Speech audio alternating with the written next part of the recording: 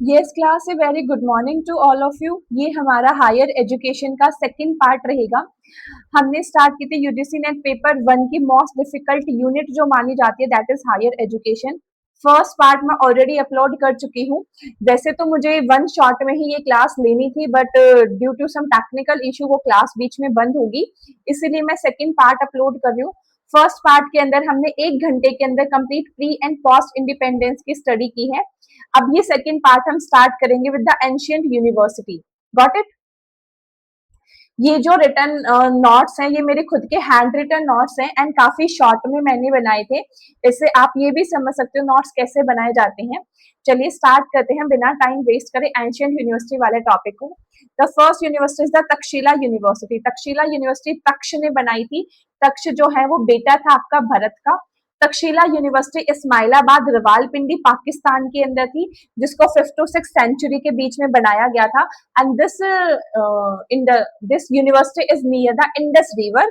World first recorded university आपकी Takshashila university को जाना जाता है। यूनेस्को में इसको इंट्रोड्यूस किया था 1980 के अंदर। एडमिशन एज यहाँ पे आपकी 16 ईयर थी। मेरिट बेस्ड एडमिशन होता था, कोई फीस वाला मॉडल नहीं था। इनफॉर्मल तरीके से गुरु दक्षिणा पे आपका गुरु दक्षिणा मॉडल पे ये यूनिवर्सिटीज काम करती थी। कोई एग्जाम या कोई डिग्री यहाँ पे प्रोवाइड नहीं की जाती थी। मेजरली 4 सब्जेक्ट थे, law, medicine, military science and the political science. अगर नोबल टीचर की बात करें तो सबसे पहले टीचर थी पाणिनि, जो कि एक्सपर्टाइज थे इन द संस्कृत ग्रामर, जिन्होंने लिखी थी अष्टाध्यायी। अष्टाध्यायी एक बुक है जिसमें ग्रामर के रूल एंड फोनेटिक्स की बात करी गई है। इन्हीं का एक तरीके से हेल्पर था जिसका नाम था कटियाना। कटियाना ने बुक लिखी थी वर्टिकास, ये भी आपके संस्कृत ग्रामर से ही रिलेट करती है। नेक्स्ट आपका चाणक्य। चाणक्य को कौटिल्य के नाम से भी जाना जाता है एंड विष्णुगुप्त के नाम से भी जाना जाता है।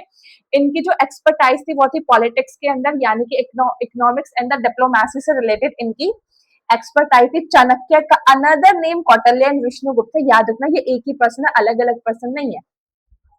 चाणक्य जो है वो मेंटोर था आपका चंद्रगुप्त मौर्य का, जिसने बुक लिखी थी अर्थशास्त्र। फिर आया आपका चरक। चरक जो है वो फेमस था for the Ayurveda and the medicine, जिसने बुक लिखी थी अर्थशास्त्र।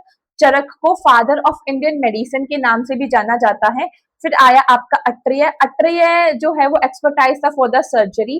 अत्रेय जो है वो टीचर था जीविका का। जीविका बुद्ध का पर्सनल डॉक्टर था, जो कि एक्सपर्टाइज था सर्जरी के लिए, फर्स्ट डायग्नोस्टिक के लिए। जो तक्षशिला यूनिवर्सिटी है वो हिंदुइज्म एंड बुद्धिज्म दोनों ही ब्रांचेस के अंदर वर्क करती थी। अगर फेमस स्टूडेंट की बात करें तो चंद्रगुप्त मौर्य था, जिसका गुरु जो है वो विष्णुगुप्त का, विष्णुगुप्त यानी कि कौटिल्य, या जिसको चाणक्य के नाम से भी जाना जाता है। एंड सेकेंड स्टूडेंट आपका जीविका था। जीविका का टीचर जो है वो अत्रेय था, जिसको बुद्ध का पर्सनल डॉक्टर या बुद्ध का फिजिशियन कहा जाता है। विद इन ओनली 3 मिनट्स हमने एक पूरी की पूरी एंशियंट यूनिवर्सिटी कंप्लीट कर दी है। इतने शॉर्ट क्रिप्स नोट्स अगर आपको भी चाहिए तो बिल्कुल आप लोग मुझे कमेंट कर सकते हो, और मेरा टेलीग्राम चैनल भी ज्वाइन कर सकते हो, वहां पे ये नोट्स मैं आपको बिल्कुल शेयर करूंगी। उसके बाद आपकी नालंदा यूनिवर्सिटी। नालंदा यूनिवर्सिटी का मतलब है कि lotus with the endless journey, मतलब प्यार प्रेम फूलों वाला। फाउंडेड किया था कुमार गुप्त वन ने। नालंदा यूनिवर्सिटी राजगिरी बिहार के अंदर है। तक्षशिला कहाँ थी? रवालपिंडी पाकिस्तान। नालंदा आई थी आपके 5th to 12th century. Takshashila आई थी आपकी 6th सेंचुरी के अंदर। याद करके रिलेट करके याद करोगे जल्दी याद होगा। नालंदा थी आपकी ओल्डेस्ट रेसिडेंशियल यूनिवर्सिटी थी। तक्षशिला थी oldest first recorded university. Library famous है नालंदा की, जिसका नाम था धर्मगंजक। धर्मगंजक का मतलब था टर्शरी ऑफ ट्रुथ। इसके मेन 3 बिल्डिंग थे, रत्ना सागर, रत्नोधरी और रत्नोरंजक, जिसको जला दिया था बख्तियार खिलजी ने। इंफ्रास्ट्रक्चर बेसिक था, मोनेस्ट्री थी, मल्टी स्टॉर्ड बिल्डिंग थी, वाटर रिजॉर्व थे, हॉस्टल थे, लेक्चर हॉल थे। महायान फिलोसफी के वर्क करता है, ये बुद्धिज्म की महायान फिलोसफी पे वर्क करता है। और बुद्धिज्म की महायान फिलोसफी के वर्क करने वाली और दूसरी यूनिवर्सिटी आपकी औदंतापुरी यूनिवर्सिटी। इसीलिए औदंतापुरी यूनिवर्सिटी को सिस्टर ऑफ नालंदा के नाम से जाना जाता है। एडमिशन है वो बाय एंट्रेंस होता था। मिनिमम एज आपकी 20 ईयर थी। तक्षशिला के अंदर मिनिमम में 16 ईयर थी। कोई फीस एंड ऑल नहीं था। फेमस टीचर सीलभद्र, धर्मपाल, नागार्जुन, वत्सबंधु दिगाना, ये सारे आपके फेमस टीचर थे। यूनेस्को के अंदर वर्ल्ड हेरिटेज साइट में इसको डाला गया था 2016 के अंदर। और एनलिस्ट किया गया था 2009 के अंदर।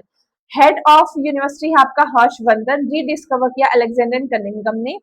नालंदा यूनिवर्सिटी को एक तरीके से दोबारा बनाने के लिए एक्ट आया 2010 में और इसको रीओपन किया 2014 के अंदर। नेक्स्ट यूनिवर्सिटी है आपकी विक्रमशिला यूनिवर्सिटी, जिसको सीट ऑफ करेज के नाम से जाना जाता है। ये भी एक तरीके की रेसिडेंशियल यूनिवर्सिटी ही है। फाउंड की थी धर्मपाल के अंदर। धर्मपाल कौन था? धर्मपाल यहाँ आपका टीचर था। देखो ये रहा धर्मपाल। नालंदा में जो टीचर था उस टीचर ने ही अपनी खुद की यूनिवर्सिटी बना दी जिसका नाम था विक्रमशिला। नालंदा वर्क करती थी आपकी महायान के ऊपर। नालंदा वर्क करती थी आपकी महायान फिलॉसफी के ऊपर। वहीं पे विक्रमशिला वर्क करती थी वज्रयान फिलॉसफी के ऊपर। बुद्धिज्म की 3 फिलॉसफी होती है, महायान, हीनयान और वज्रयान। महायान मतलब बुद्धा महान है, हीनयान बुद्धा एक नॉर्मल ह्यूमन बीइंग है, वज्रयान बुद्धा जो है वो तांत्रिक वगैरह वाली चीजें करता है। नॉवल टीचर थे नागार्जुन देत्रिया, बुद्धा जनपद, जन्माष्टरा एंड ऑल। रीडिस्कवर की अलेक्जेंडर कनिंघम ने 1861 के अंदर। फिर है आपकी वल्लभी यूनिवर्सिटी जो कि गुजरात में है, जो महायान की हीनयान ब्रांच पे वर्क करती है। महायान की बुद्धिज्म की महायान ब्रांच कौन सी है? महायान पे वर्क करती है आपकी नालंदा, हीनयान पे वर्क करती है विक्रमशिला और वज्रयान पे वर्क करती है आपकी वल्लभी, नहीं उल्टा बोल दिया मैंने, हीनयान पे वर्क करती है वल्लभी यूनिवर्सिटी और वज्रयान पे वर्क करती है विक्रमशिला।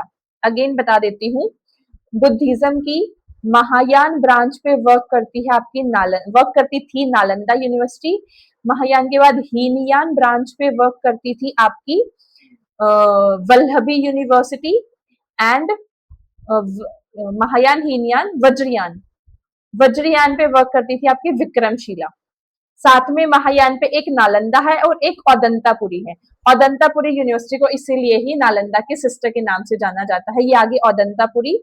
औदंतापुरी का मीनिंग है rising wisdom monastery residential university थी, सिस्टर ऑफ नालंदा के नाम से जाना जाता था। बिहार के अंदर है, सेकेंड ओल्डेस्ट यूनिवर्सिटी है आफ्टर दी नालंदा। फिर है पुष्पगिरी हिल्स ऑफ फ्लावर, जो एक्सटेब्लिश्ड की थी आपके 3rd BC के अंदर अशोक चक्रा ने। इसमें मेनली 3 जोन थे कैंपस के, ललितगिरी, रत्नागिरी और उद्योगगिरी।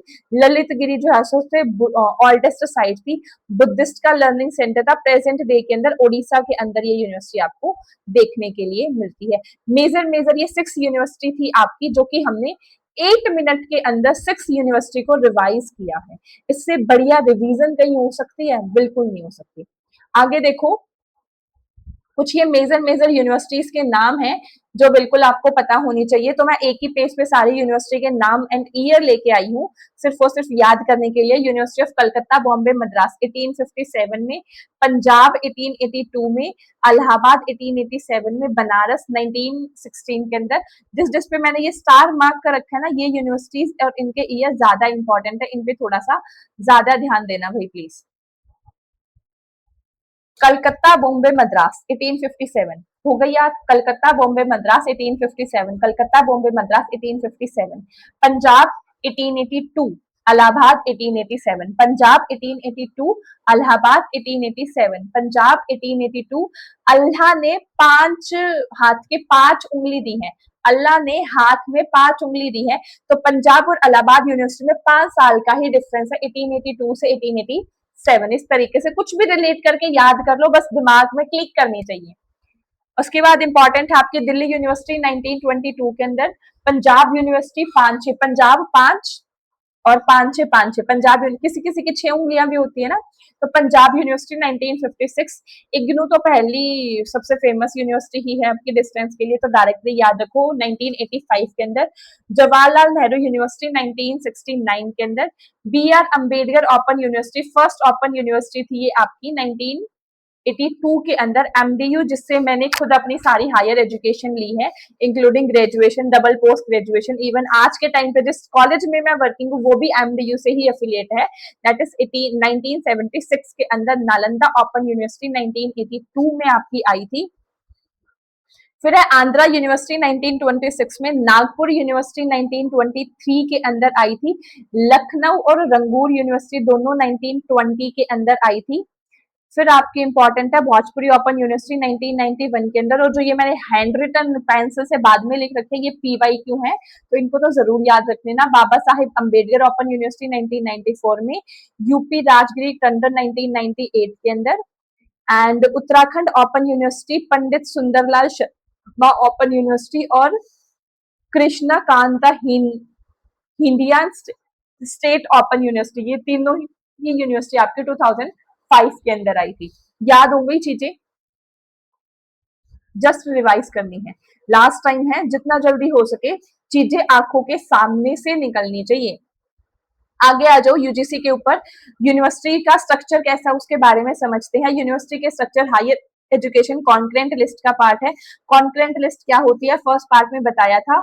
जितने भी वर्क हैं वो सारे 3 लिस्ट में डिवाइड किए गए हैं। स्टेट लिस्ट पे स्टेट काम करेगा, सेंटर लिस्ट पे सेंटर काम करेगा, एंड कॉन्करेंट लिस्ट के ऊपर स्टेट प्लस सेंटर दोनों मिलकर काम करता है। एजुकेशन को कॉन्करेंट लिस्ट में 42 कॉन्स्टिट्यूशन अमेंडमेंट एक्ट के थ्रू डाला गया था। यूनिवर्सिटी के लिए कुछ रेगुलेटरी अथॉरिटीज हैं जो कि यूजीसी आपकी 1956 में आई थी, AICTE 1945 में आई थी, NCTE national education for teacher training 1993 में आई थी, और इफेक्टिवली काम इसने 1995 में किया था। BCI 1961 में आई थी, नेशनल मेडिकल कमीशन 2019 बहुत लेटेस्ट है ये, national medical commission 2019, bar council जो ये क्या होता है, ये वकील वगैरह के लिए यूज होता है, जो ये लाइसेंस देते हैं आपको एक तरीके से वकालत का, तो बार काउंसिल ऑफ इंडिया 1961, और नेशनल मेडिकल 2019, डेंटल 1948, देश को आजाद होते ही अगले ही साल सबके दांतों में कीड़े लग गए थे क्योंकि कबाड़ा कबाड़ा खा रहे थे ना, तो ऐसे याद रख लो, देश आजाद होते ही अगले साल सबके दांतों में कीड़े लग गए, तो डेंटल काउंसिल ऑफ इंडिया 1948 में बनी। Indian council of agriculture research आपकी 1929 के अंदर बनी, क्योंकि हमारा देश एक तरीके से एग्रीकल्चर पे ही मेनली बेस था, तो एग्रीकल्चर का इंपॉर्टेंट रोल स्टार्टिंग से ही रहा है, तो इंडियन काउंसिल ऑफ एजुकेशन आपकी 1929 के अंदर बनी, इस तरीके से याद रख लो। समझ में आ रही है चीजें, याद हो जाएंगे सारे। UGC 1956, AICTE 1945, national education for teacher and teacher education training 1993, bar council 1961, bar council 1961, national medical commission 2019, national medical commission 2019, dental दांत में कीड़ा लग गया, देश आजाद होते ही 1948 के अंदर, और Indian council of agriculture research 1929,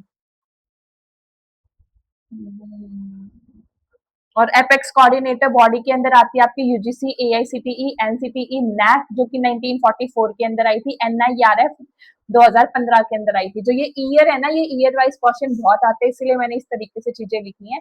NAC आपका 1944, और नेट के साथ आपका NBA भी आपका 1944 के अंदर ही आया था, दोनों ही एक्रीडेशन से रिलेटेड वर्क करती हैं। और NIRF जो रैंकिंग प्रोवाइड करता है that is 2015।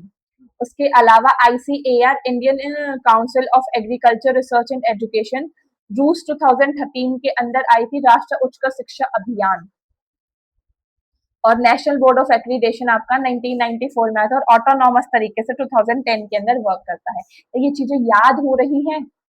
UGC 1956, AICTE 1945, NCTE 1993, bar council of India 1961, national medical commission 2019, digital council of India, dental council of India जो है वो 1948, Indian council for agriculture research 1929, NAC आपका 1944, NB आपका 1944, NIRF आपका 2015, और रूस आपका 2013 के अंदर, और नेशनल बोर्ड ऑफ एक्रीडेशन आपका 1994, NBA ये रहा, national board of accreditation same है आपका 1994 एंड 1994। Got it? ये इंपॉर्टेंट नहीं है इतना, बट एक बार रीड कर लो। सेंट्रल यूनिवर्सिटी एक्ट 2009 के अंदर आया था। State university UGC act section 2F के अंदर बनाई जाती है। डीम्ड यूनिवर्सिटी का सेक्शन 3 है। प्राइवेट यूनिवर्सिटी किसी भी प्राइवेट ट्रस्ट या सोसाइटी के थ्रू बनाई जाती है, जिसको रेगुलेट किया जाता है यूजीसी रेगुलेशन 2003 के अंदर। ओपन यूनिवर्सिटी आपकी पार्लियामेंट के अंदर ओपनली वर्क करती है। IITs, IIM ये सारे इंस्टीट्यूट ऑफ नेशनल इंपॉर्टेंस के अंदर आते हैं, जो कि पार्लियामेंट की एंट्री नंबर 63 लिस्ट 1 के अंदर बताई गई हैं। और डीम्ड यूनिवर्सिटी के कुछ कंडीशंस है कि मल्टी डिसिप्लिनरी होनी चाहिए, मिनिमम 5 डिपार्टमेंट होने चाहिए, 5 डिपार्टमेंट के अंदर मिनिमम 100 टीचर होनी चाहिए, 2000 स्टूडेंट होने चाहिए, टीचर स्टूडेंट का रेशियो 1:20 है, और जितने भी ये 5 डिपार्टमेंट है, इस 5 में से एटलीस्ट 1/3 डिपार्टमेंट जो है वो पीजी यानी कि रिसर्च स्टूडेंट के लिए होने चाहिए, और इनमें से कोई भी एक आपका फुलफिल होना चाहिए कि नैक की लास्ट 3 साइकिल के अंदर आपका जो आपको नंबर मिला है वो 3.01 से ज्यादा हो, 2/3 कॉस्ट जो है वो टेक्निकल होनी चाहिए, NIRF टॉप 50 कैटेगरी में आना चाहिए फॉर द लास्ट 3 ईयर, या तो ओवरऑल टॉप 50 कैटेगरी में, या फिर अपनी खुद की, जैसे मेरा मैनेजमेंट कॉलेज है तो मैनेजमेंट कॉलेजेस की टॉप 50 कैटेगरी में NIRF की रैंकिंग में, या फिर ओवरऑल कंप्लीट मतलब all A to Z colleges के टॉप 50 के अंदर आना चाहिए, इसमें से कोई भी एक कंडीशन आपकी फुलफिल होनी चाहिए डीम्ड यूनिवर्सिटी बनने के लिए। उसके बाद यूनिवर्सिटी की इंटरनल गवर्नेंस कैसे होती है, सबसे पहले आता है विजिटर, विजिटर जो है वो प्रेसिडेंट ऑफ इंडिया होता है, विजिटर को कभी भी हम गेस्ट फैकल्टी नहीं बोलते हैं, देन आपका चांसलर, चांसलर गवर्नर होता है या फिर प्रेसिडेंट होता है इंडिया का, governor in the case of state university and president of India in the case of central university. इसका काम होता है वाइस चांसलर को अपॉइंट करना, वाइस चांसलर अपॉइंट किया जाता है by the visitor and the chancellor, chancellor के लिए 3 नाम दिए जाते, चांसलर जो है वो 3 नाम देता है, उन 3 में से किसी भी एक को वाइस चांसलर बनाया जाता है, टेन्योर आपका 3 से 5 साल का होता है, वाइस चांसलर को चीफ एग्जीक्यूटिव या एकेडमिक ऑफिसर ऑफ यूनिवर्सिटी के नाम से भी जाना जाता है। देन आता है आपका प्रो वाइस चांसलर, देन आता है रजिस्ट्रार, रजिस्ट्रार का मेन काम एग्जीक्यूटिव काउंसिल का होता है, सारे डिग्री वगैरह सही सलामत आई है या उन सबकी देख रेख करना, यूनिवर्सिटी के रिकॉर्ड को मेंटेन करना, सील स्टैट्यूटरी, ये सारी चीजें इनका रजिस्ट्रार का काम होता है। देन आपका finance officer COE, controller of examination जो कि डिग्री एंड मार्कशीट की सारी चीजें मेंटेन रख के चलता है, dean of faculty, senior most professor होता है आपका, एंड देन है HOD, HOD 2 से 3 साल के लिए होता है, एंड ये डीन के बाद आपका सीनियर मोस्ट फैकल्टी होता है जिसको इलेक्ट एंड नॉमिनेट किया जाता है। मेजर स्टैट्यूटरी बॉडी बताऊंगा अगर मैं यूनिवर्सिटी की, उसमें सबसे मेन है आपकी सिंडिकेट एंड सेनेट, सेनेट एक तरीके से सुपर एकेडमिक अथॉरिटी यूनिवर्सिटी है, एंड सिंडिकेट के अंदर आपकी एग्जीक्यूटिव एडमिनिस्ट्रेटिव अथॉरिटी आती है, यानी कि सेनेट एक तरीके से ओवरऑल में वर्क करती है और सिंडिकेट जो है वो एग्जीक्यूटिव ग्राउंड लेवल पे वर्क करती है, प्लानिंग के अंदर वर्क करती है। समझ में आया? सीनेट बड़ी अथॉरिटी है, सिंडिकेट छोटी अथॉरिटी है, बाकी सारे तो बेसिक हैं। आगे बढ़ते हैं यूजीसी के बारे में। यूजीसी का हेडक्वार्टर जो है वो दिल्ली के अंदर है, इसके 6 रीजनल सेंटर है, Pune, Hyderabad, Kolkata, Bhopal, Guwahati and Bengaluru. Proposal to replace the higher Education Commission of India, आज के टाइम पे यूजीसी और AICTE को रिप्लेस करके एक प्रपोजल आया है जिसका बिल भी पास हो चुका है पार्लियामेंट से, that is higher Education Commission of India, and this is the most important point because NEP है और यहाँ से क्वेश्चन बनने के काफी हाई चांसेस हैं। यूजीसी सबसे पहले फॉर्म हुआ था आपका 1945 में, जो कि सिर्फ 3 यूनिवर्सिटी के लिए बनाया गया था, दैट इज अलीगढ़, बनारस और दिल्ली यूनिवर्सिटी। बाद में इसको एक्सटेंड किया गया था सभी यूनिवर्सिटी पे 2 साल बाद ही 1947 में। 48 से 49 में इसने यूके के मॉडल पे काम किया और राधा कृष्णन की जितनी भी रिकमेंडेशन हुई उस पे काम किया। 52 के अंदर ये डिसाइड किया गया कि यूजीसी सारी यूनिवर्सिटीज को ग्रांट प्रोवाइड करेगा। 53 में फॉर्मली इसको इनोग्रेशन हो गई थी और 56 में यूजीसी का एक्ट पास होकर इसको एज ए स्टेचुटरी बॉडी बना दिया गया था। तो सीधा सीधा ये आई कि यूजीसी कब बना था, तो यूजीसी आपका 1956 में बना था, बिकॉज स्टेचुटरी बॉडी एक तरीके से यूजीसी का एक्ट पास हो गया आपकी 1956 नवंबर के अंदर ही बनी थी। और यूजीसी के स्टेचुटरी बॉडी के टाइम पे फर्स्ट चेयरपर्सन बनाया गया था आपका CD देशमुख को, ये भी याद रखना है। कंपोजिशन ऑफ यूजीसी के अंदर chairman and vice chairman plus 10 members आते हैं। पावर फंक्शन यूजीसी की सेक्शन 12 के अंदर बताई गई है। प्राइमरी हायर एजुकेशन रेगुलेटर्स ये सारे हम पढ़ चुके हैं। कुछ रिसर्च की बॉडी है, ये आपको याद रखना है, स्टार लगा लो। और सबसे पहली है ICSSR, Indian council of social science research, कब बनी थी? 1969 में। जो ये मैंने हाईलाइट कर रखा है ये प्रीवियस ईयर में पूछे जा चुके हैं, याद रखना। ICSSR, Indian council of social science research, 1969 में बनी थी। ICHR, Indian council of historical research, 1972 में बनी थी। IIAS 1964 में बनी थी। ICSSR 69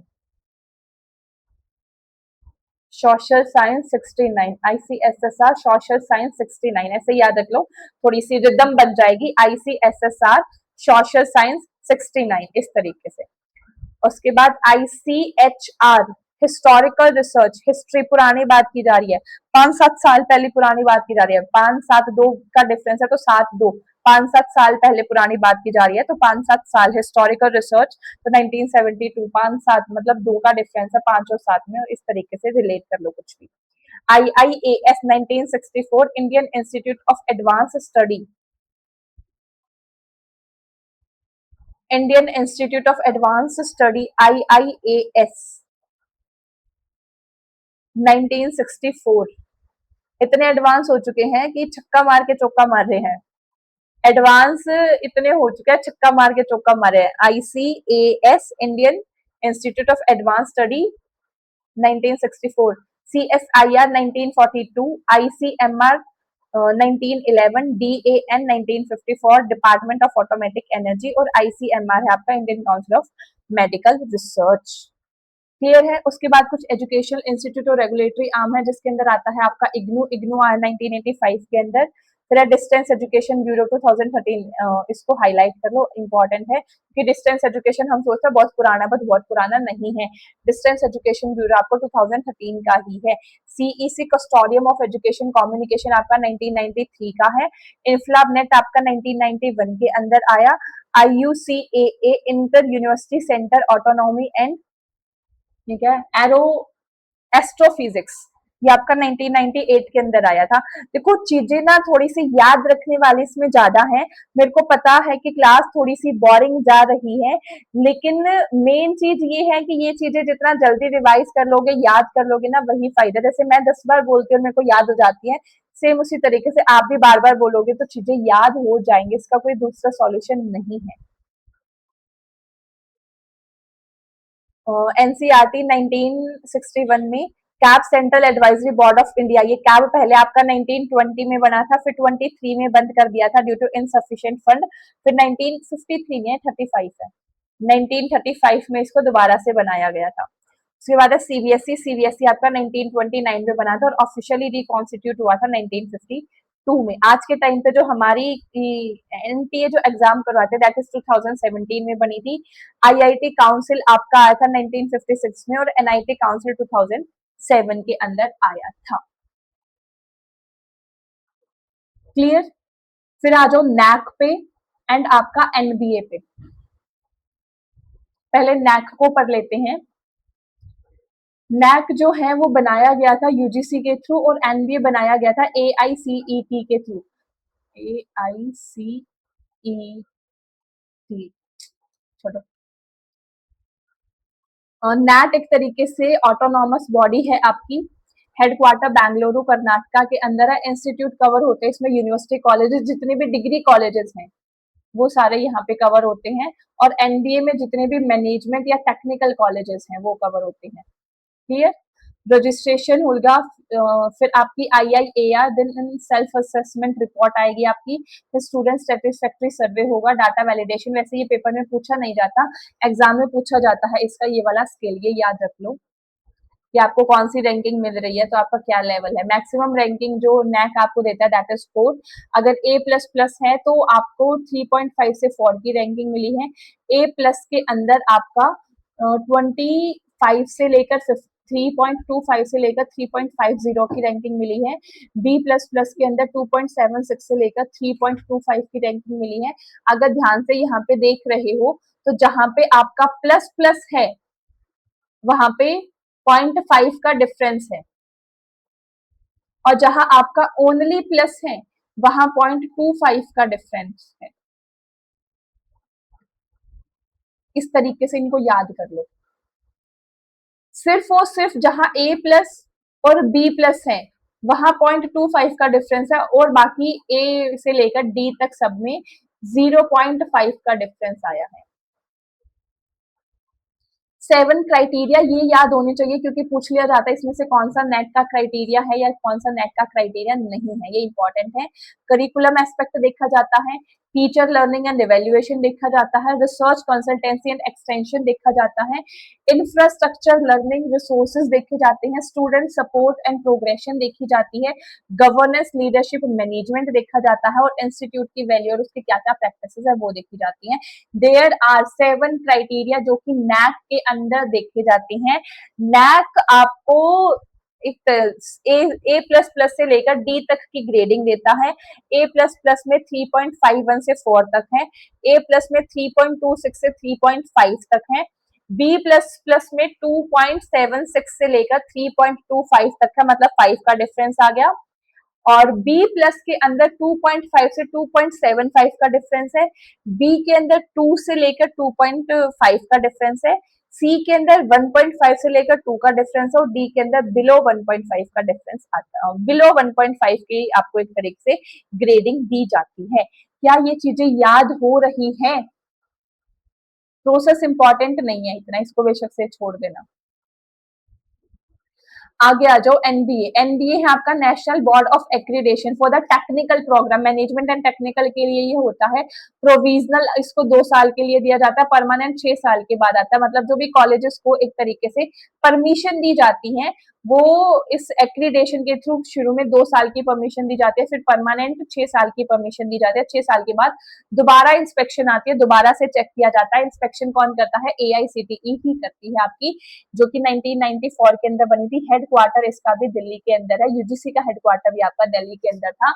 आउटकम था based on the education system का। ये 10 क्राइटेरिया है, नैक के आपके 7 क्राइटेरिया थे और एनबीए के आपके 10 क्राइटेरिया है।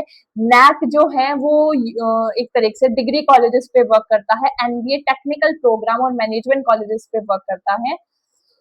और क्या डिफरेंस है? बस यही है। 10 क्राइटेरिया पढ़ लो। विजन मिशन देखा जाता है, करिकुलम देखा जाता है, टीचिंग लर्निंग देखी जाती है, कंपनी अटैचमेंट देखी जाती है, स्टूडेंट की परफॉर्मेंस, फैकल्टी का contribution, facility, student support, governance and continuous improvement हो रही है या नहीं, ये सारी चीजें आपकी यहाँ पर देखी जाती हैं। फिर आता है आपका open and distance education. Open distance education के लिए, ओपन का मतलब है कि हम रिमूव कर रही हैं एंट्री बैरियर को, डिस्टेंस का मतलब है कि हम फिजिकल बैरियर को रिमूव कर रहे हैं। मतलब डिस्टेंस एजुकेशन जैसे हम अभी एक तरीके से ऑनलाइन बैठ के पढ़ रहे हैं, this is example of the distance education.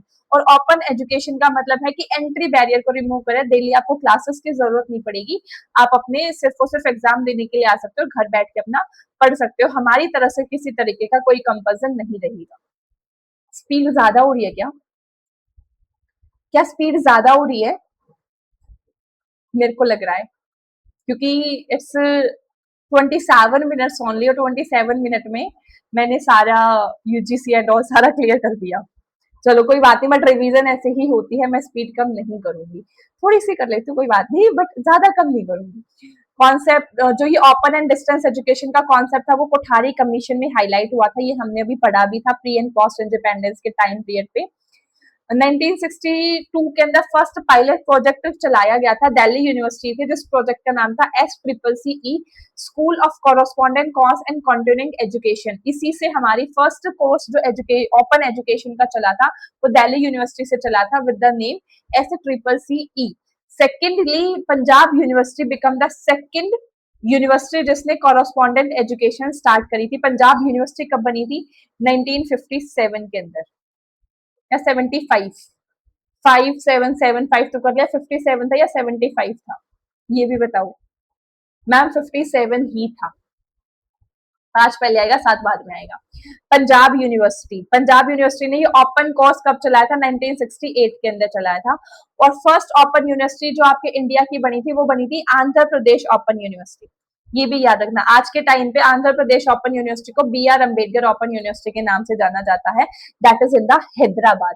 और सबसे फेमस आज के टाइम पे है आपकी इग्नू, 1985 के अंदर बनी थी। इग्नू का मोटिव है पीपल्स यूनिवर्सिटी, जो कि न्यू दिल्ली के अंदर है। वैसे इग्नू का ना जो रिजल्ट रेट है वो बहुत खराब है, मैंने एक बार थोड़ी सी स्टडी की थी, बहुत खराब रेट है रिजल्ट का इग्नू का। लॉन्च हुआ इंडिया फर्स्ट वाइटर यूनिवर्सिटी 1999 के अंदर, रिकॉग्नाइज किया यूजीसी ने A++ grade from the NAAC, और एनुअल रिपोर्ट इसकी दी जाती है यूजीसी के थ्रू। ठीक है, कुछ बहुत ज्यादा सा याद रखने वाला नहीं है इसमें। यहाँ देख लो, national institute of open schooling आपका 1989 के अंदर आया। अभी तक हम ओपन स्कूल यूनिवर्सिटीज की बात कर रहे थे, ओपन स्कूलिंग आपका 1989 के अंदर आया। मिनिस्ट्री ऑफ एजुकेशन में हेड क्वार्टर आपका यूपी नोएडा के अंदर है, ऑटोनॉमस बॉडी है। इस तरीके से बना था। सबसे पहले 1979 में सीबीएसई ने स्टार्ट किया था ओपन स्कूलिंग का एक प्रोजेक्ट। 1989 के अंदर ओपन स्कूल एस्टेब्लिश्ड हुई, एनओएस रजिस्टर हुआ आपका as a autonomous organization, and इसका नाम पड़ गया आपका NIOS, National institute of open Schooling. ज्यादातर इतना डिटेल में पेपर में नहीं आता है, बस ये याद रख लेना। National institute of open schooling कब आया था? 1989 के अंदर आया था, और एक्चुअली में इसका नेम एनआईओएस रीनेम हुआ था 1993 में। समझ में आया? ये ना कुछ ऐसे ऐसे पॉइंट्स हैं ये सारे, जो कि कुछ एडिशनल और कुछ एक्स्ट्रा पॉइंट थे जो मैं पीवाई क्यू करती थी तो मेरे को वहां से मिले थे। तो ये सारे पॉइंट एक बार मैं आपको थोड़ा थोड़े बता देती हूँ, बिकॉज ये इंपॉर्टेंट है, बिकॉज पीवाई क्यू का सारा पार्ट है ये। इसमें ना मेनली आपके जो भी एक तरीके से डिजिटल वाली चीजें हैं ना, अलग अलग सॉफ्टवेयर्स बनी हैं, तो वो सारी चीजें हैं। थोड़ा सा आई थिंक इसमें मुझे जूम, बट मैं लिख देती हूँ बिकॉज जूम तो पॉसिबल नहीं है इसे। फर्स्ट है आपका national academic depository. National academic depository का काम क्या है? ये स्टोर करती है सारे के सारे एकेडमिक अवार्ड को with the CSDL and NSDL। ये CSDL क्या है? Central depository service private limited, and NSDL है आपका national security depository limited. NSDL and CSDL के साथ मिलके नेशनल एकेडमिक डिपॉजिटरी में सारे के सारे आपके एकेडमिक अवार्ड स्टोर किए जाते हैं। डिजी लॉकर तो एक सॉफ्टवेयर है, मेन काम इसके अंदर आपका एनडीए करता है, that is national academic depository. First clear. Second आया है आपका national digital library. National digital library एक ऐसी लाइब्रेरी है जो कि बनाई गई थी आपकी 2018 के अंदर, और इसको सैंक्शन किया है आईआईटी खड़गपुर ने। आईआईटी खड़गपुर ने ये काम करती है आपकी NMEICT के अंदर, national mission through ICT by MHRD ये बनाई गई ही। इसका मेन काम है कि एक तरीके से लाइब्रेरी प्रोवाइड करना। सिर्फ ये याद रख लेना कि ये बनी कब थी, क्योंकि इतना ज्यादा नहीं आता। नेशनल डिजिटल लाइब्रेरी 2018 के अंदर बनी थी, और IIT खड़गपुर इसके ऊपर मेन काम करता है। NDA का बना था 2017 के अंदर। National academic depository 2017, national digital library 2018। Series wise question इसका बहुत आता है। फिर है आपकी वर्चुअल लैब। वर्चुअल लैब आई की आईआईटी बॉम्बे और आईआईटी दिल्ली ने मिलकर वर्चुअल लैब आईआईटी बॉम्बे और आईआईटी दिल्ली ने मिलकर बनाई थी, जिसमें कि मेनली लेबोरेटरी चीजें बनाई गई और एक तरीके से हैंड ऑन एक्सपीरियंस स्टूडेंट को दिया जा सके। तो प्रैक्टिकल एक्सपोजर के लिए आपकी वर्चुअल लैब बनाई गई थी IIT Delhi and IIT Bombay ने मिलकर। फिर आता है आपका ई यंत्र। ई यंत्र आपका आईआईटी बॉम्बे ने बनाया था फॉर द रोबोटिक एजुकेशन। इस इंपॉर्टेंट ई यंत्र बनाया था for the robotic education. India का फर्स्ट रोबोट भी आपका आईआईटी बॉम्बे ने दिया था, जिसका नाम था रश्मि। वर्ल्ड का फर्स्ट रोबोट जिसका नाम था आपका सोफिया। और अभी लास्टली एक तरीके से एक कुछ क्या हुआ था, मेरे को नाम याद नहीं आ रहा, उसमें China is on top in the robotic education. Got it? Talk to program में टीचर आईआईटी बॉम्बे ने बनाया था फॉर द टीचिंग को एक तरीके से बढ़ावा देने के लिए। Talk to program to teacher के अंदर जो आईआईटी बॉम्बे के टीचर्स हैं वो फ्री ऑफ कॉस्ट स्टूडेंट को पढ़ाते हैं। इसमें किसी तरीके से किसी सर्टिफिकेशन की रिक्वायर्ड नहीं है, कोई मिनिमम क्वालिफिकेशन नहीं है, जो you can learn any time anywhere. उसके बाद है ई आचार्य। ई आचार्य एक तरीके का मल्टीमीडिया बेस है, जहां पे आपको बहुत सारे प्रोजेक्ट्स मिल जाते हैं या मल्टीमीडिया फाइल्स मिल जाते हैं। जैसे ये वाली अगर मैं इसको बताती हूँ, ये लिखा हुआ है मैम, इसमें कोई इमेजेस वगैरह नहीं है। वहीं पे अगर मैं आपको कुछ फैंसी सी स्लाइड्स लेके आऊंगी, उसकी हेल्प से पढ़ाऊंगी, तो आपको ज्यादा चीजें रिमाइंड होंगी। तो ई आचार्य के अंदर वो पूरा का पूरा मल्टीमीडिया बेस है। नेक्स्ट आपका फोसिस। फॉसिस free liberal open source software है एजुकेशन से रिलेटेड।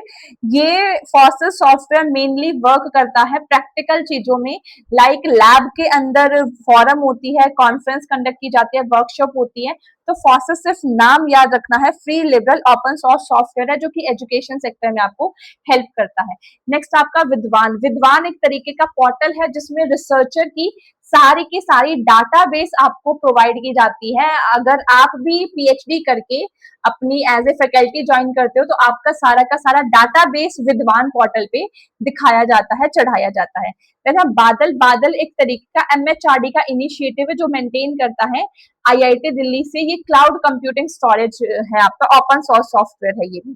नेक्स्ट आपका ज्ञान। ज्ञान एक तरीके से ग्लोबल इनिशिएटिव है फॉर द एकेडमिक नेटवर्क। ज्ञान का एम है ट्रैप करना पूरे सभी जो भी आपके एक तरीके से साइंटिस्ट है, एंटरप्रेन्योर है, उनको एक पोर्टल पे लेके आना और ज्ञान के ऊपर ना कुछ क्लासेस होते हैं लाइक द गेस्ट लेक्चर्स। तो एक ऐसा पोर्टल जहाँ पे बड़े बड़े साइंटिस्ट हैं या आपके एंटरप्रेन्योर्स हैं जो कि आपको free of cost classes provide करते हैं एज ए गेस्ट लेक्चर के तौर पे वो क्लासेस लेते हैं। ये एक पोर्टल है ज्ञान, global initiative for academic network. Got it. इसके अलावा कुछ एक दो और हैं, दैट इज नीट। ये आपका नीट वो वाला नीट नहीं है जो नीट यूजीपीजी का एग्जाम होता है। ये नीट है national Education Alliance for technology. National Education Alliance for technology ये एक तरीके का प्राइवेट पब्लिक पार्टनरशिप है आपकी between the government of India and जो भी एजुकेशन टेक्नोलॉजी की कंपनी है, एजुकेशन टेक्नोलॉजी की जितनी भी कंपनी है, ताकि एजुकेशन को हम बढ़ावा दे सके, एजुकेशन को टेक्निकल बनाया जा सके। तो ये एक तरीके से पब्लिक प्राइवेट पार्टनरशिप है, ये you can say with the government and the tech related companies, that is NEAT, National Education Alliance for Technology. Then आपका समर्थ। समर्थ ई गवर्नेंस। समर्थ ई गवर्नेंस आपका आया था 2019 के अंदर। ये एक तरीके का डिजिटल फॉर्म है पूरा का पूरा, जिसमें हम प्लानिंग करते हैं, ऑर्गेनाइज करते हैं, मेंटेन करते हैं, कंट्रोल करते हैं।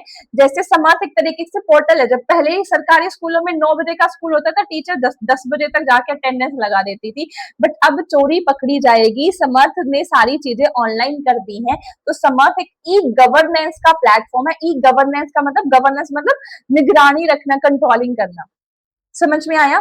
जहां पे हम प्लानिंग या management, delivery, monitoring of services, ये सारी चीजें चेक करते हैं। फिर एक और है आपका, दैट इज IRINS। IRINS है आपका Indian Research Information Network System, जो अवेलेबल है as a free of cost software, जिसमें कि मेनली रिसर्च से रिलेटेड इंफॉर्मेशन का पूरा नेटवर्क बिल्ड किया जाता है। एज सच कुछ ज्यादा इंपॉर्टेंट नहीं है, बट ये जो सॉफ्टवेयर है ये आपका SAS सॉफ्टवेयर है, ये याद रखना, सॉफ्टवेयर एज सर्विस प्रोवाइड करती है। क्लियर?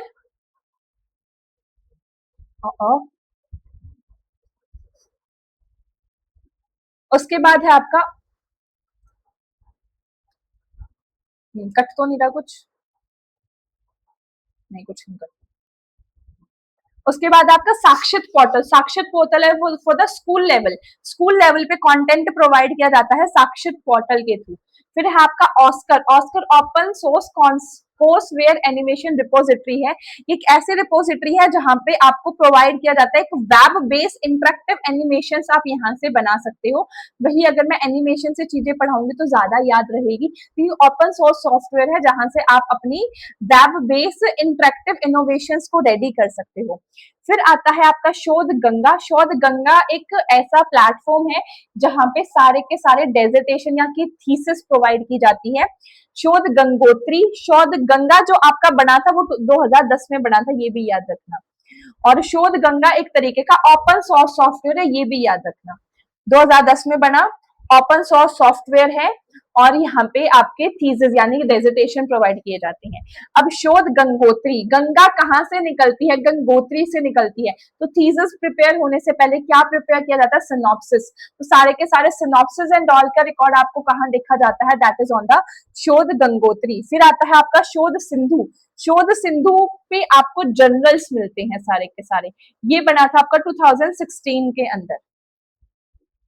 फिर है आपका शोध चक्र, चक्र यानी कि गोल गोल चक्र, तो चक्र के ऊपर पूरी की पूरी प्रोग्रेस चेक करी जाती है। शोध चक्र के ऊपर एक रिसर्चर की पूरी प्रोग्रेस का रिकॉर्ड होता है। फिर आता है आपका शोध सिंधु, नहीं सिंधु तो हो गया। प्लैगरिज्म वाला कौन सा था? प्लैगरिज्म वाला था एक शोध के नाम से, मेरे को ध्यान नहीं आ रहा अभी। वो प्लैगरिज्म, शोध शुद्धि, शुद्धि, शोध शुद्धि, ये प्लैगरिज्म से रिलेटेड है, ये प्लैगरिज्म चेक करता है। प्लैगरिज्म के वो सॉफ्टवेयर बताने के बाद टर्टन है मैम, और आगे आएंगे सारे। फिर आता है आपका next topic that is choice based credit system. Choice based credit system एक तरीके से लर्नर सेंट्रिक है, फ्लेक्सिबल एकेडमिक मॉड्यूल है जो अलो करता है interdisciplinary learner. First stage of the grading system है, यहाँ पे इंट्रोड्यूस किया था यूजीसी ने 2015 के अंदर। चॉइस बेस्ड क्रेडिट सिस्टम के अंदर 1 credit is equal to 1 hour of lecture, या फिर 2 घंटे तक प्रैक्टिकल वर्क किया हो या फिर 4 घंटे तक फील्ड वर्क किया, तो आपको 1 क्रेडिट यहाँ से देखने को मिलेगा। यहाँ पे जो आपका खुद का डोमेन है ना, उस डोमेन से अलग आप किसी सब्जेक्ट की स्टडी करते हो, अगर आपने ग्रेजुएशन पोस्ट ग्रेजुएशन की है तो आपको एक अलग से सब्जेक्ट चूज करने के लिए भी दिया होगा। कई सारे कॉलेजेस में ऑप्शन देते हैं, कई सारे कॉलेजेस या यूनिवर्सिटीज में वो खुद ही कोई भी सब्जेक्ट उठा के दे देते हैं। प्रैक्टिकल चीजें कुछ और है और इम्प्लीमेंट कुछ और होती है। इट्स कॉल्ड द इंडिया, है ना। चलो वो भी ठीक है, जो उससे भी है, कुछ नहीं किया जा सकता। स्ट्रक्चर ऑफ सीबीसीएस के अंदर कोर सब्जेक्ट आता है। कोर सब्जेक्ट में आपको डिसिप्लिन सब्जेक्टिव एक सब्जेक्ट चूज करना होता है जो आपको 4 to 6 क्रेडिट देता है। उसी से रिलेटेड आपको एक जेनेरिक इलेक्टिव सब्जेक्ट लेना होता है जिसको आप माइनर सब्जेक्ट भी बोलते हो। जिस और उसके साथ साथ आपका जो ये सारी चीजें अब सीबीसीएस के अंदर एनईपी में इंप्लीमेंट हुई है। एनईपी में एक है आपके ability enhancement cost, skill enhancement cost, value added cost. NEP के ना मेजर 6 डोमेन बता देती हूँ। एनईपी के अंदर जो भी आपका कोर्स है, हर कोर्स के मेजर 6 डोमेन है। पहला है मेजर, मेजर कोर्स वो कोर्स है लाइक आपने अभी बीकॉम लिया है तो बीकॉम करने के लिए ये मेजर कोर्स में जो भी सब्जेक्ट है ये आपको पढ़ना ही पड़ेगा। इसके बाद सेकंड डोमेन आता है आपका माइनर कोर्स। माइनर कोर्स आपके मेजर कोर्स से रिलेटेड करता है, जैसे कॉमर्स से मैनेजमेंट रिलेट करता है, तो आप बीकॉम में एडमिशन ले रहे हो तो कोई सब्जेक्ट आपको मैनेजमेंट का भी लेना पड़ेगा, that is minor course. Then आता है आपका ability enhancement course. Ability enhancement course के अंदर आपका लैंग्वेज या एनवायरमेंट रिलेटेड चीजें आता है, इंग्लिश, हिंदी एंड ऑल। फिर आता है आपका skill enhancement course. Skill enhancement course में कोई प्रैक्टिकल चीज आती है हमेशा। फिर आता है आपका value added course. Value added course is related जो आपके सब्जेक्ट से दूर दूर तक कोई रिश्ता नाता नहीं है जिसका, तो आपका वैल्यू एडेड कोर्स होता है। एंड लास्ट एक और होता है major minor skill enhancement value added ability enhancement, एक और बच गया, एक और होता है एबिलिटी स्किल, अभी मेरे को ध्यान नहीं आ रहा, लेकिन टोटल 6 डोमेन है ये। क्रेडिट रिक्वायरमेंट, अगर आप जैसे अभी एनईपी के अंदर multiple entry multiple exit scheme है तो वो किस तरीके से वर्क करती है। अगर आपने ग्रेजुएशन में एडमिशन लिया, फर्स्ट ईयर कंप्लीट करके आप ड्रॉप करते हो तो आपको सर्टिफिकेट मिलेगा in the 1 year. Second year में आपको डिप्लोमा मिलेगा, थर्ड ईयर में आपको वो डिग्री मिल जाएगी। फोर्थ ईयर के अंदर आपको ऑप्शन दिया जाएगा कि आगे आप ऑनर्स में जाना चाहते हो, आप रिसर्च में जाना चाहते हो, या फिर जैसे ये 4 ईयर बीएड वाला कंसेप्ट है ना, तो ये वही चीज है। और 1 साल के आपको 40 क्रेडिट यहाँ पे मिलते हैं, स्टार लगा लो इस पे। 1 ईयर के 40 क्रेडिट आपको यहाँ पे गेन करने होते हैं। Clear?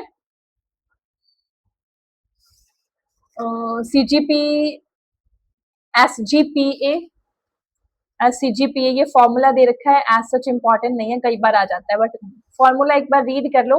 SGPA summation of credit into grade point divided by total credit, और CGPA summation of SGPA into semester credit divided by total credit.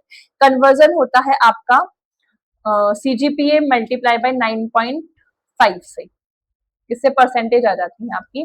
For example आपकी सीजीपीए आई है 6.6, तो मल्टीप्लाई कर दो 9.5 से, आपकी परसेंटेज निकल कर आ जाएगी यहाँ पे।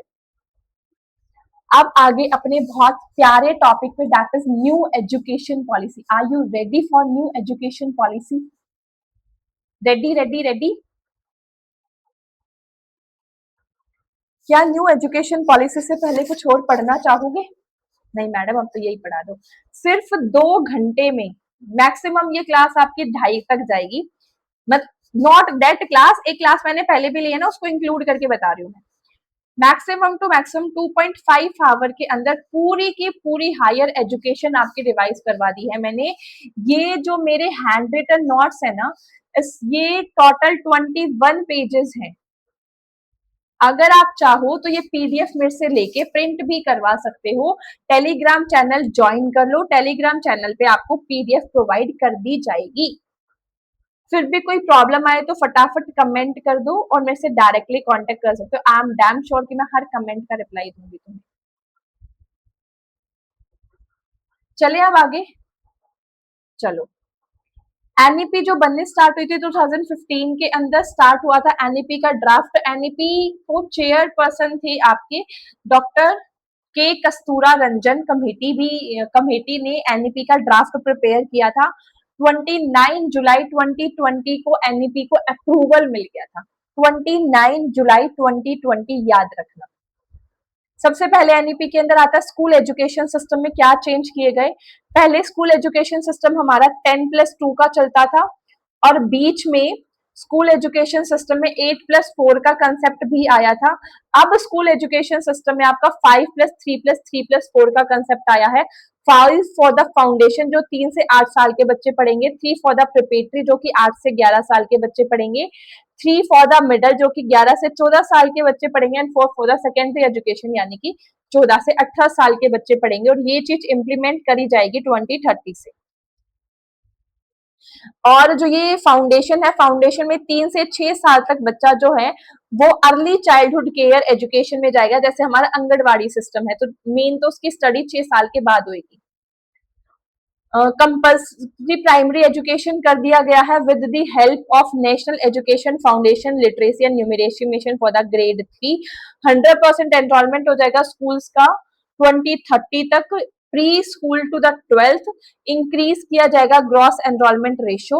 इसके लिए जो हमने एक पोर्टल तैयार किया है दैट इज विद्या प्रवेश, जो मॉड्यूल है for the class 1 student to ensure smooth transition and experiential learning उनको प्रोवाइड की जाएगी 2025 तक। इस एक्सपीरियंशियल लर्निंग में जो आपके 6th क्लास से हैं, 6th क्लास के बच्चों को एक तरीके से इंटर्नशिप अपॉर्चुनिटीज दी जाएगी। आज के टाइम पे तो इंटर्नशिप अपॉर्चुनिटी हम जाके कॉलेजेस में लेते हैं, इस बार एनईपी के अंदर वो एक्सपीरियंशियल लर्निंग आपकी 6th क्लास से ही इंप्लीमेंट हो जाएगी। फिर है आपका medium of instruction. Medium of instruction आपका मदर टंग में रहेगा। Regional language up to grade 5, 5th class तक आपको आपकी ही लैंग्वेज के अंदर पढ़ाया जाएगा। अगर असेसमेंट रिफॉर्म्स की बात करते हैं तो कॉम्पिटेंसी बेस होगा। क्रिटिकल थिंकिंग होगी, प्रॉब्लम सॉल्विंग स्टूडेंट के अंदर कितनी है उसके ऊपर आपकी असेसमेंट की जाएगी।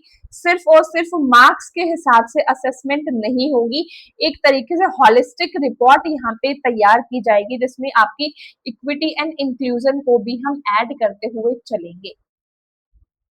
देन आ जाता है वोकेशनल एजुकेशन। वोकेशनल एजुकेशन मैंने अभी बताया from the grade 6 vocational education like भी आपकी एक्सपीरियंस है जो आप चीजें करके सीखोगे थ्रू द इंटर्नशिप। ये इंप्लीमेंट हो जाएगा 2030 तक। टेक्नोलॉजी को इंटीग्रेट किया गया है with the help of artificial intelligence and the virtual reality. जो डिजिटल प्लेटफॉर्म आपके बनाए गए हैं उसके थ्रू एक पोर्टल डेवलप किया गया है जिसका नाम है दीक्षा पोर्टल। दीक्षा पोर्टल के अंदर आपको सारा ई कंटेंट देखने को मिलेगा। दीक्षा पोर्टल आपका 2015 के अंदर यहाँ पे बनाया गया है। 2025 तक दीक्षा पोर्टल पे आपका सारा ई कंटेंट एंड ऑल आपको देखने को मिलेगा।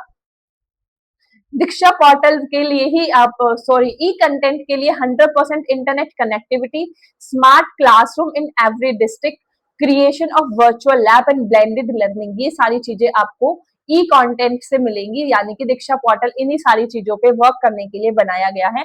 साथ में अगर मैं यूनिवर्सिटी लेवल पे यहाँ पे बात करूँ तो यूनिवर्सिटी लेवल पे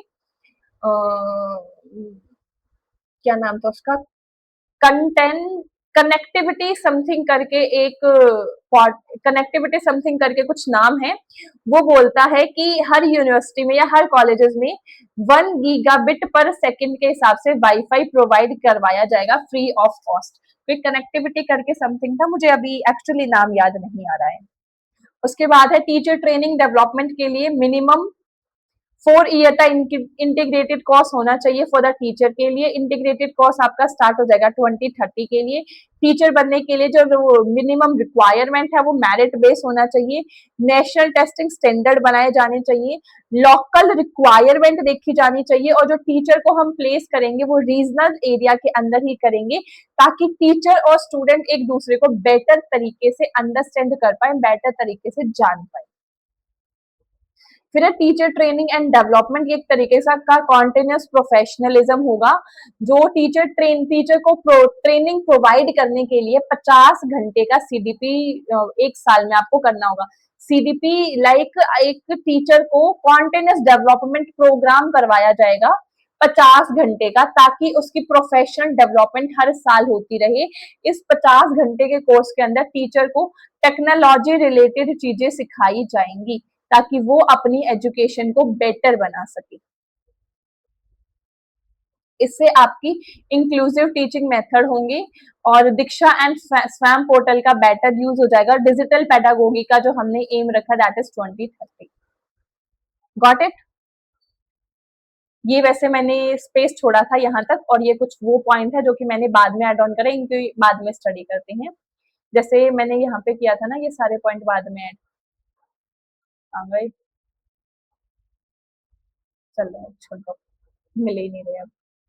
इतने सारे तो थे वे, ये रहे इस तरीके से। तो ये यू ही मैं स्पेस छोड़ देती हूँ, बाद में ऐड ऑन करती रहती हूँ। जो भी प्रीवियस ईयर वगैरह से पढ़ती हूँ, इसी तरीके से आप लोग भी कर सकते हो फॉर द बेटर लर्निंग। एक ही जगह पे आपकी सारी चीजें इकट्ठी हो जाती हैं इस तरीके से। फिर आता है आपका हायर एजुकेशन। हायर एजुकेशन के लिए ये बोला गया कि नेशनल रिसर्च फाउंडेशन बनाई जाएगी 2030 के लिए। 2% जीडीपी का लगाया जाएगा 2035 में। पहले बोलते थे 6% जीडीपी का, लेकिन अब only for the higher education and only for the research 2% GDP का लगाया जाएगा। ये 2% जीडीपी का ओवरऑल नहीं है, ओनली फॉर द रिसर्च है, ये याद रखना। नेशनल रिसर्च फाउंडेशन के लिए हमने डेवलप किया है नेशनल डिजिटल रिसोर्स रिपोजिटरी।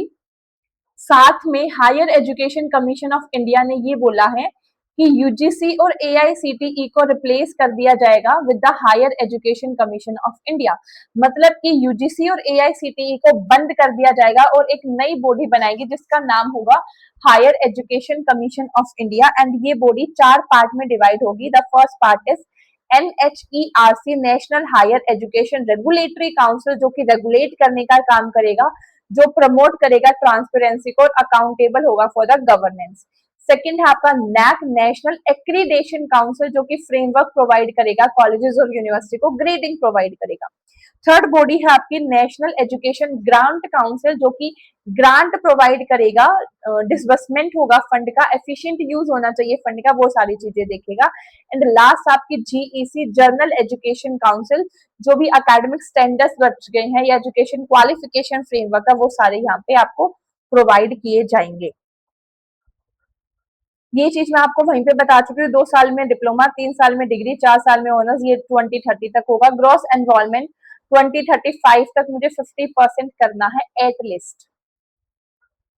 जो 1 क्रेडिट की मैं बात करती हूँ, 1 क्रेडिट की लर्निंग होनी चाहिए आपकी 30 नोटेशनल हावर। और 1 साल के अंदर मतलब कि आपको सर्टिफिकेट के लिए कितने क्रेडिट की रिक्वायरमेंट है? 40 क्रेडिट। 40 क्रेडिट का मतलब है कि 40 इंटू 30, यानी कि 1200 घंटे की आपकी सेमेस्टर की स्टडी होनी चाहिए। समझ में आया? आगे चलो वोकेशनल एजुकेशन के लिए। वोकेशनल एजुकेशन के लिए 50% लर्नर रिसीव करेंगे वोकेशनल एजुकेशन 2030 तक। ये हमने एक तरीके से बनाया है, यूनिवर्सली एक्सेस कर लेंगे हम इस चीज को, और इसका एक्सपेंशन स्टार्ट कर देंगे 2025 से ही हर एक डिस्ट्रिक्ट के अंदर। वोकेशनल एजुकेशन के कोर्स आपके स्किल बेस्ड कोर्स होंगे, लाइक आपकी आईटी है, कारपेंट्री है, एग्रीकल्चर है, हेल्थ केयर है, एआई है, रोबोटिक है, डिजिटल मार्केटिंग है। क्रेडिट बेस्ड सिस्टम आपको मिलेगा इसमें, यानी कि आज के टाइम पे जो बच्चों के पास कोई डिग्री नहीं है तो उसकी जो स्किल्स है उस स्किल्स की कोई वैल्यू नहीं की जाती, तो वो वाली चीज यहाँ पे नहीं रहेगी। Adult education and life long learning यहाँ पे आपको देखने को मिलेगी, जो डेवलप करेगा national adult literacy database. Adult education and life long learning develop करेंगे, इसके लिए नेशनल एडल्ट लिटरेसी डाटाबेस को अचीव करी जाएगी 100% एडल्ट लिटरेसी 2030 तक, एक्स्टेब्लिश कर लेंगे पूरा का पूरा फॉरम 2025 तक, और यूनिवर्सल एक्सेस मिल जाएगी आपको डिजिटल लिटरेसी की बाय 2035।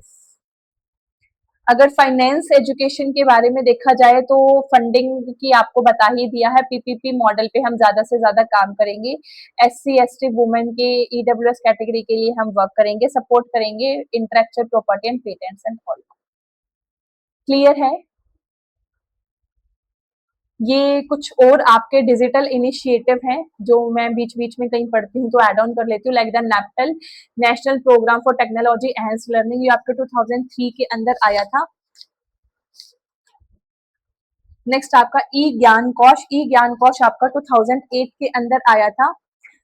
देन है आपका ई पीजी पाठशाला, ई पीजी पाठशाला एक ऐसा फ्रेमवर्क है जहां पे आपको पीजी कोर्सेज के सारे ई कंटेंट प्रोवाइड किया जाता है, 2014 के अंदर आया था। इसमें 70 से प्लस ज्यादा पीजी कोर्सेज का ई कंटेंट आपको मिलता है।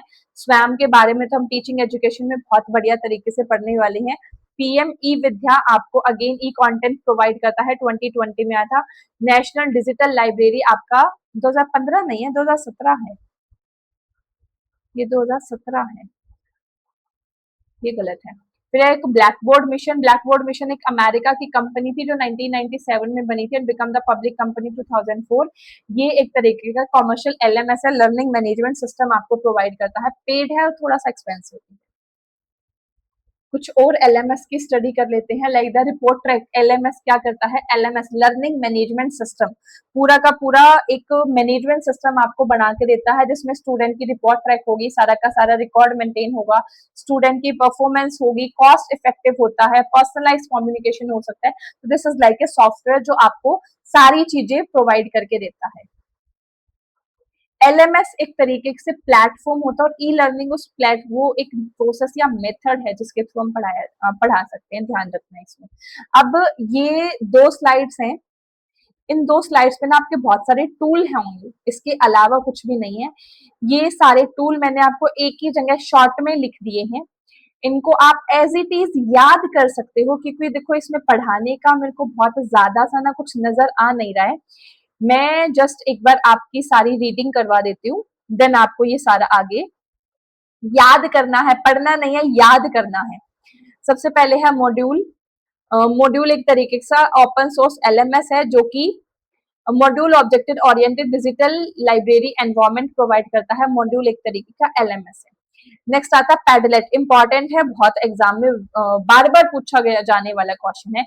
पेडलेट एक तरीके की वर्चुअल लैब है या कह सकते हैं एक तरीके का बुलेटिन बोर्ड है जो एक तरीके से as a collaborative tool work करता है, जिसके ऊपर हम अपने आइडियाज को शेयर कर सकते हैं। जैसे आप नोटिस बोर्ड होता है ना, नोटिस बोर्ड पे सारे नोटिस शेयर किए जाते हैं, इसी तरीके से पैडलेट एक तरीके की वर्चुअल वॉल है, उसके ऊपर हम अपने आइडियाज को शेयर कर सकते हैं, आइडिया को ऑर्गेनाइज कर सकते हैं। फिर क्विजी, क्विजी एक ऐसा प्लेटफॉर्म है जिसके अंदर हम परफॉर्मेंस को एक्सेस कर सकते हैं, फीडबैक ले सकते हैं।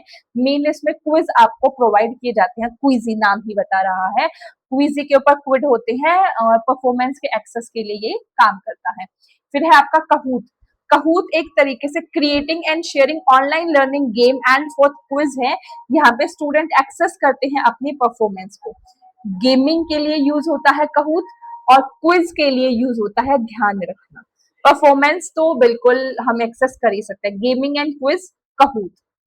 फिर है मेंटीमीटर, मेंटीमीटर यूज होता है for the mind map, PPTs बनाने के लिए। फिर है आपका virtual lab software, virtual lab software के अंदर आपका आता है एक लैबस्टर। लैबस्टर एक लैब का सॉफ्टवेयर है जिसमें आपको एक तरीके से प्रैक्टिकल लैब प्रोवाइड करी जाती है। दूसरा है आपका PHET सिमुलेशन। PHET की फुल फॉर्म है physics engineering and technology simulation. ये एक तरीके का सिमुलेशन सॉफ्टवेयर है जो फोन पे ही आपको एक एनवायरमेंट क्रिएट करके देता है, like the real life environment. Simulation technique तो समझते हो ना, सिमुलेशन टेक्निक लाइक टेक्नोलॉजी की हेल्प से एक रियल लाइफ एनवायरमेंट क्रिएट करके देना, तो उसी से रिलेटेड ये एक लैब है, आप कह सकते हो। फिर वीडियो एडिटिंग टूल में है आपका Edpuzzle, screen casting. Edpuzzle के अंदर टीचर क्वेश्चन रेज कर सकती है, वीडियो प्रोवाइड कर सकती है, वॉइस नोट दे सकती है, क्विज प्रोवाइड कर सकती है। स्क्रीन कास्ट के अंदर आप एक तरीके से स्क्रीन रिकॉर्डिंग कर सकते हो, जैसे अभी मैं आपकी क्लास की स्क्रीन रिकॉर्डिंग कर रही हूँ, OBS सॉफ्टवेयर, सेम इसी तरीके से स्क्रीन कास्ट भी आपका एक सॉफ्टवेयर है। देन आपका MindMeister. MindMeister use है for the mind mapping and cloud based computing के लिए। फिर आपका mind Mindomo. Mindomo again mind mapping के लिए। कॉगल भी आपका माइंड मैपिंग के लिए है। मीरो एक तरीके से व्हाइट बोर्ड है। पेडलेट जैसे एक तरीके से आपका बुलेटिन बोर्ड था, तो मीरो एक तरीके से व्हाइट बोर्ड है जो कि मैपिंग के लिए, फ्लो चार्ट के लिए, डायग्राम के लिए यूज होता है। मैपिंग के कौन कौन से हो गए आपके, माइंड मिस्टर हो गया, मीरो हो गया, कॉगल हो गया, मिंडोमो हो गया, पपलेट भी आपका माइंड मैपिंग का टूल है। तो ये सारे आपके 5-6 इकट्ठे माइंड मैपिंग के टूल आपके सामने है। डेकोबो एक तरीके का क्लाउड बेस्ड LMS है। लर्नर सेंटर पे जो फोकस करते हैं वो है आपका नियर पोर्ट क्लास डोजो। ये क्लास डोजो को तो काफी टीवी में भी ऐड आता है, सुना होगा तुमने, देखा होगा कहीं। डाइनो यानी कि स्कूल ओरिएंटेड है। ये जो तीनों ही नियर पोर्ट, क्लास डोजो और ये डाइनो है ना, ये मे बी स्टूडेंट फोकस है, यानी कि लर्नर फोकस टूल इनको ज्यादा माना जाता है। फिर एक क्विजलेट। क्विजलेट एक तरीके से फ्लैश कार्ड या गेम थ्योरी प्लेटफॉर्म है। सोक्रेस्टिक क्विज बेस्ड प्लेटफॉर्म है। Gym kit again quiz based platform है। बुकलेट भी क्विज बेस्ड है। क्लास क्राफ्ट भी क्विज बेस्ड है। ये जो पांच छह है ना, ये सारे क्विज बेस्ड ही हैं आपके। समझ में आया? These 6 software related to mainly quiz based. साथ में फ्लिपग्रिड क्विज का भी है, वीडियो डिस्कशन भी हो सकता है। क्लास क्राफ्ट में क्विज एंड गेम बेस्ड भी हो सकता है। Game kit game and quiz बहुत इंक्लूड होता है, तो इस तरीके से चीजें आपको याद रखनी है। प्रीजी इंटरेक्टिव PPT बनाने के लिए यूज होता है। स्लैक एक तरीके से कोलैबोरेशन टूल है। ट्रोलो एक तरीके से प्रोजेक्ट मैनेजमेंट का टूल है। और ड्यूओलिंगो अलग अलग लैंग्वेज आपको सिखाता है। ड्यूओलिंगो के भी काफी ऐड आते हैं, गेमिफिकेशन के साथ आपको अलग अलग लैंग्वेज सिखाता है। फिर है डाटा एनालिसिस के टूल, यानी कि Excel, Google Sheet, Minitab, PASW। Minitab PASW important है। Access, Tableau, Power BI, R या पाइथन दोनों ओपन सोर्स सॉफ्टवेयर हैं। ये आपको पढ़ने हैं जब आप आगे रिसर्च करोगे। आर बहुत इंपॉर्टेंट टूल है। SPSS, स्टेटा, ये सारे डाटा को एनालाइज करने के आपके टूल हैं। पेपर में क्वेश्चन ऐसे आता है कि इसमें से कौन सा डाटा एनालिसिस का टूल है या कौन सा नहीं है, इस तरीके से। और कंटेंट की राइटिंग के लिए आपका ग्रामरली है, हिंदमैन वे है, गूगल डॉक है, नोशन है, MS वर्ड है and so on. Bibliography software में आपका एंड नोट आता है, रेफरेंस मैनेजर आता है, मेंडली आता है। फिर है आपका research and academic tool, Zotero या मेंडली रिसर्च एक तरीके से बिब्लियोग्राफी बनाने के लिए इनको यूज किया जाता है। एंड नोट बिब्लियोग्राफी के लिए। SurveyMonkey like as a Google form, SurveyMonkey data collection के लिए यूज होता है। फिर आपका प्लैगरिज्म के टूल, प्लैगरिज्म में ग्रामरली है, टर्टन है, कॉपी स्कैप है, क्वी टेस्ट है, प्लैग स्कैन है, इथेंटिकेट है, उरकुंड है, डिलब्रिट है। उरकुंड इंपॉर्टेंट है। उरकुंड, डिलब्रिट, ये सारे आपके क्या हैं, रिसर्च बेस्ड टूल हैं। मेजरली आपके सारे के सारे टॉपिक यहाँ पे कवर हो चुके हैं। फर्स्ट क्लास में हमने प्री एंड पोस्ट इंडिपेंडेंस पढ़ा, बाकी सारे टॉपिक हमने यहाँ पे नेक्स्ट क्लास में कवर करे हैं। और हमें लगे हैं लगभग 2 घंटे, क्योंकि फर्स्ट क्लास थी लगभग आपके 55 मिनट समथिंग थी एंड सेकंड क्लास आपकी 1 आवर 3 मिनट समथिंग है। तो सिर्फ और सिर्फ 2 घंटे के अंदर पूरी की पूरी हायर एजुकेशन हमने बहुत बढ़िया तरीके से रिवाइज कर दी है। शाबाशी एक आप लोगों के लिए भी बिल्कुल बनती है, थोड़ी सी शाबाशी मेरे लिए भी बिल्कुल बनती है। At last a very big thank you so much to all of you. If you want to connect with me, join the Telegram channel. Thank you so much.